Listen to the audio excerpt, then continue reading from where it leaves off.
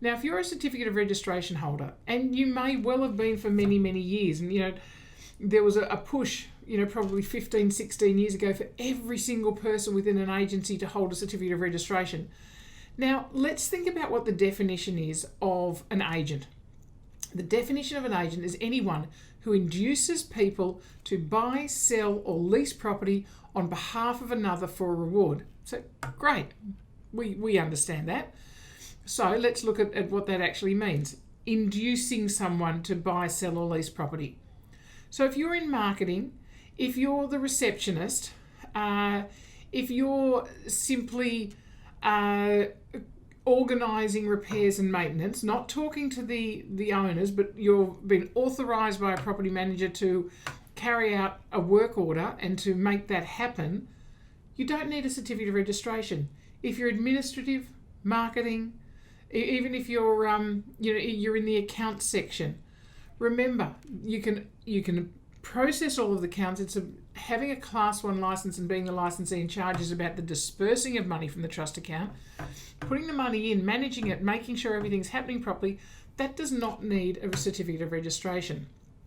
So if you have a certificate of registration and you are not inducing people to buy, sell, or lease, and you never have any intention to move on to work in a position as a property manager or as a salesperson, or in a position where you will induce people to buy, sell, or lease, then now is the time to surrender your certificate of registration. And there are specific forms to do that on the Fair Trading website.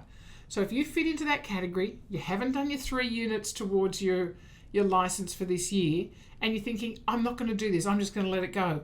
You can't do that because you're actually forcing your licensee into a corner and making them non-compliant by not supervising you to the point of getting your 3 units of competency, which means the agency and the licensee in charge are non-compliant. The licensee in charge doesn't want that. Absolutely. You don't want that as an agent if you're holding a certificate of registration. So the decision is, do you ever want to hold a certificate of registration and induce people to buy, sell, or lease, or do you not? If the answer is not, surrender your certificate of registration. So, it's easy. Somebody who goes around and organises appointments, puts up the signs on a Saturday morning or a Wednesday for open homes, and then goes around and collects them and takes them back down again. Somebody who takes registration at an auction. Somebody who takes names and welcomes people into a property but doesn't give any information out. It is specifically about the function that you undertake. So the law doesn't actually specify all of these functions. So it's not an exhaustive list, but it comes down to, as I said, if you are inducing people to buy, sell or lease, then you need a certificate. If you are not, then you don't need a certificate. So, if you're being authorised to do something by a licensed agent, then that's fine. You can organise contractors, you can engage people to, do repairs and maintenance, so long as you're not actually making those decisions. If you're just doing the admin side of sending work orders to contractors and providing details to tenants and owners for access and so forth.